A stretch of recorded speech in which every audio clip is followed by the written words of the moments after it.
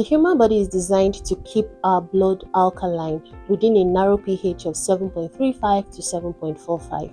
Even the smallest, slightest shift outside this range can disrupt enzyme function, impair organs, and threaten survival. Now imagine a condition where the body begins producing acids faster than it can neutralize them, and the blood chemistry starts to shift, becoming more acidic. This is what happens in diabetic ketoacidosis, but the real question is not what happens. The real question is how it happens, and in today's video we'll help you understand it step by step. So if you have diabetes or you know someone that does, this video might just save their lives.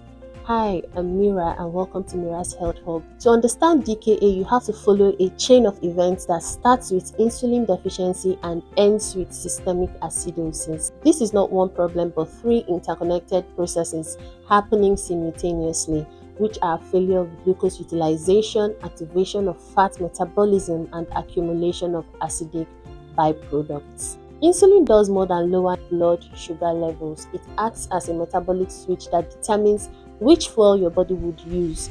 When insulin is present, cells preferably use glucose. Fat breakdown is suppressed and ketone production is minimal. But when insulin is absent, that entire system flips over. The body shifts from a glucose-using state to a fat-burning state, regardless of how much glucose is available in the blood.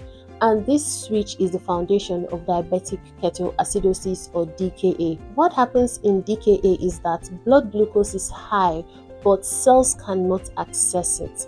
This creates a paradox in that the bloodstream is very energy rich, but cells are energy deprived. From a physiological standpoint, the body interprets this as starvation, and this starvation triggers a survival response. Counter-regulatory hormones like glucagon, cortisol, catecholamines are released, and these hormones are meant to raise the blood glucose during a fast. But in DKA, they are acting in an already hyperglycemic environment. Remember I said that there is glucose present in the blood, but the cells do not have access to it. These hormones released stimulate gluconeogenesis and glycolysis. It occurs to support the starving cells, but in a state where there is already hyperglycemia, what do you think is going to occur? I want you to give it a thought. Did I hear someone say the blood glucose will rise further? That's very correct. Clap for yourselves. This is not due to food intake, but because of the body's internal response and production mechanism. Now, fat stores are broken down into free fatty acids. These acids are released into the circulation and transported to the liver. The liver now becomes the site of acid production. Inside the liver, free fatty acids undergo beta-oxidation, producing acetyl-CoA. Under normal conditions, acetyl-CoA enters the Krebs cycle. For the science students, yeah, you just went back to biology class in secondary school.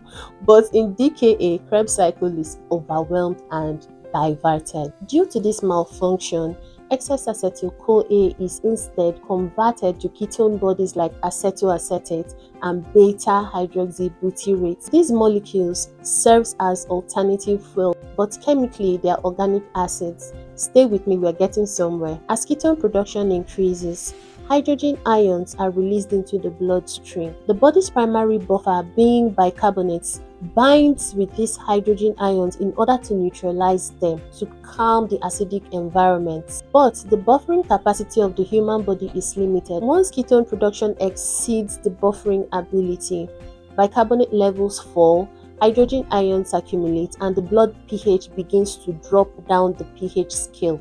The lower it drops, the more acidic the blood becomes. The body, being the survivor it was made to be, attempts to correct this acidosis through the respiratory system. Carbon dioxide acts as an acid in the blood, so the body increases ventilation to eliminate carbon dioxide. This produces Kussmaul's respiration, where there is deep, rapid, labored breathing. It's a compensatory mechanism aimed at restoring pH, and that's the body's attempt to eliminate excessive acid from the blood via the respiratory system. Meanwhile, rising glucose levels exceeds the kidney's reabsorption capacity. Glucose spills into urine, dragging water and electrolytes with it, leading to polyuria, severe dehydration, loss of electrolytes like sodium, potassium, and chloride. Volume depletion reduces renal perfusion, which further limits the body's ability to clear glucose and ketones, so the cycle intensifies. At this stage, multiple systems are affected. Acidosis impairs enzyme activity, dehydration reduces organ perfusion, and electrolyte imbalance disrupts cardiac conduction. Neurologically, the brain becomes increasingly impaired, leading to confusion, lethargy, and can lead to coma. Without intervention, this progression can be very fatal. Treatment directly targets each step of the pathophysiology I just explained. Insulin is given, and when given, would halt lipolysis and ketogenesis. Fluid is also given to restore circulation and renal perfusion, and electrolytes would stabilize cellular activity. As insulin is restored, the metabolic switch flips back on, ketone production stops, acid levels falls, and pH normalizes over time. Note that potassium monitoring is highly required during treatment because balance becomes particularly complex. But initially, acidosis and insulin deficiency shifts potassium out of the cells, and serum potassium might appear normal or elevated.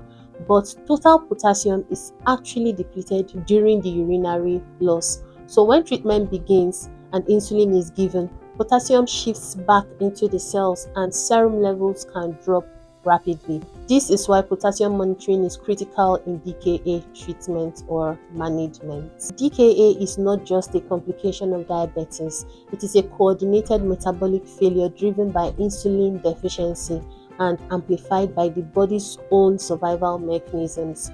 What begins as an attempt to compensate for energy deprivation ends in a state where the blood itself becomes acidic, and understanding that chain from insulin loss to acid accumulation is what allows us to recognize, treat, and ultimately prevent this condition. For more clinically grounded breakdowns, health education, and disease prevention, subscribe to Mira's Health Hub and share my content.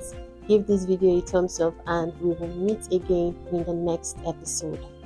Bye bye.